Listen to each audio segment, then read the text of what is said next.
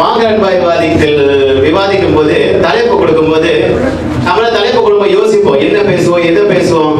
அந்த தலைப்பு கேட்ட மேட்டர் நம்ம கிடைக்கணும். யோசிச்சு பார்த்து கிடைக்கும் போது நம்ம அதுக்கு வருஷம் முன்னாடி ஏதாவது நடந்திருக்குமா, இந்த உண்மையை தமிழ்நாடு பேச முடியுமா எடுக்கமா அப்படின்னு சிந்திச்சு போற அந்த தருணத்துல இருந்து ஒரு தலைப்பு கொடுத்தா அன்னைக்குள்ள மேட்ரு என்ன நிலவுல என்ன மேட்ரு அப் டு டேட்ல என்ன இருக்கோ அந்த விஷயத்தை பேசி யதார்த்த பேச்சார் அப்படின்னு பட்டம் வாங்க நமது வாங்க என்பவாதிக்கா குடும்பத்தில் யதார்த்த பேச்சார் மிஸ்டர் புல்லட் சாக்கிறார். வாங்க சார்.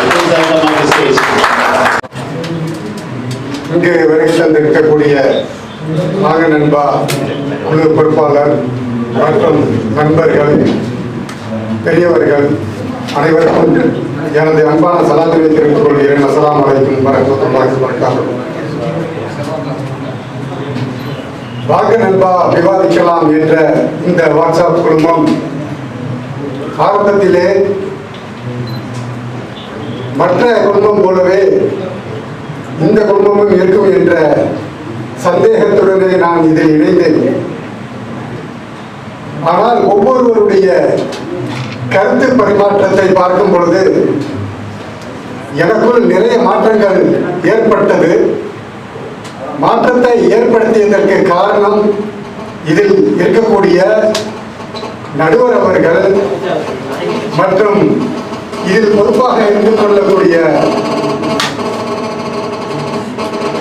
இயக்குனர் நவாஸ்கான் அவர்களுடைய இந்த தூய தமிழ், இதையெல்லாம் பார்க்கும் பொழுது சற்று சிந்தித்த நாம் ஏன் இந்த விவாத மேடையில் கலந்து பேசக்கொள்ளக்கூடாது என்ற எண்ணம் எனக்குள் தோன்றியதால் நான் இணைந்து இதில் பயணித்தேன். இத்துடன் இதோடு 2வது ஆண்டை முடித்துவிட்டு 3வது ஆண்டை அடியெடுத்து வைக்கும் இந்த நேரத்தில் இந்த மேடையை சார்ந்த அனைவரும் இங்கு வந்து பங்கேற்று இந்த நிகழ்ச்சியை நடத்துவதற்கு ஒத்துழைப்பு தந்திருக்கிறீர்கள். உங்கள் அனைவருக்கும் மீண்டும் என்னுடைய அன்பான வாழ்த்துக்களை தெரிவித்துக் கொள்கிறேன். இந்த வாட்ஸ்அப் குழுமம் ஒரு தனி மனிதனை உருவாக்கும் என்ற ஒரு அடிப்படையிலே ஆரம்பத்திலே நாம் வாழ்ந்திருக்கக்கூடிய காலகட்டத்திலே நாம் எந்த ஒரு சிந்தனையும் நமக்குள் ஏற்படுத்திக் கொள்ளக்கூடிய அளவிற்கு சிந்திக்கவில்லை. ஏனென்றால் சாதாரணமாக படிக்கக்கூடிய காலங்களிலே படித்தோம், முடித்தோம். நாம் தாய்நாடு விட்டு வேறொரு நாட்டுக்கு பயணம் செல்ல வேண்டும் என்று பாஸ்போர்ட்டை எடுத்தோம்.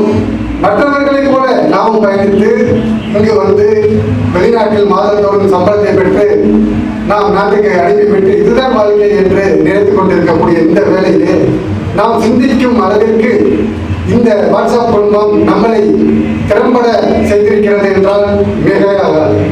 ஏனென்றால் இதில் பயணித்த போதுதான் அனைத்தையும் நான் உணர்ந்தேன். போன வருடம் கூட நிறைய நண்பர்கள் இதில் வந்து புதிதாக வந்திருக்கக்கூடிய நண்பர்கள் கூட இந்த நிகழ்ச்சியை கண்டு ரசித்து விட்டு நாங்களும் இதில் இணைந்து பேசுகிறோம், எங்களுக்கும் இதில் அதிக ஆர்வம் இருக்கிறது என்ற நோக்கத்துடன் அதிக பேர் இணைந்தார்கள். அவர்களுக்கு வழிவிட வேண்டும் என்ற நோக்கத்திலே நாங்கள் அவர்களுக்கும் வழிவிட்டு சிறப்பான ஒரு பேச்சாளர்களை எல்லாம் இந்த மேடைக்கு உருவாக்க வேண்டும் என்ற அடிப்படையிலேயே ஒரு சிலர், அதாவது முன்பு பயணித்த சீனியர் எல்லாம் ஒதுக்கிவிட்டு மற்ற புதிய பேச்சாளர்களுக்கெல்லாம் வழி கொடுத்தோம். அந்த வகையில் புதிய பேச்சாளர்கள் எல்லாம் சிறப்பான முறையில் பேசிக் கொண்டிருக்கக்கூடியதை நினைத்தால் இன்னும் நிறைய பேச்சாளர்கள் உருவாவார்கள். வாழ்க்கையில் அவர்களுக்குள் ஏற்படக்கூடிய மாற்றங்கள் மிக சீரான பாதையை பிடித்து போகும் என்ற எண்ணம் எங்களுக்கெல்லாம் வந்துவிட்டது. அப்படிப்பட்ட நிகழ்ச்சி தான் இது. சாதாரணமாக மற்ற வாட்ஸ்அப் குழுமத்தில் பேசிக் கொண்டிருக்கக்கூடிய அளவிற்கு இந்த நிகழ்ச்சி அல்ல. நன்கு சிந்தித்து பார்க்க வேண்டும். நீங்கள் எல்லாம் ஒருபோதும் பேசாதவர்கள் எல்லாம் இந்த நிகழ்ச்சியை பற்றி கேட்டிருப்பீர்கள். மற்ற பேச்சாளர்கள் பேசும்போது எப்படி இருக்கிறது?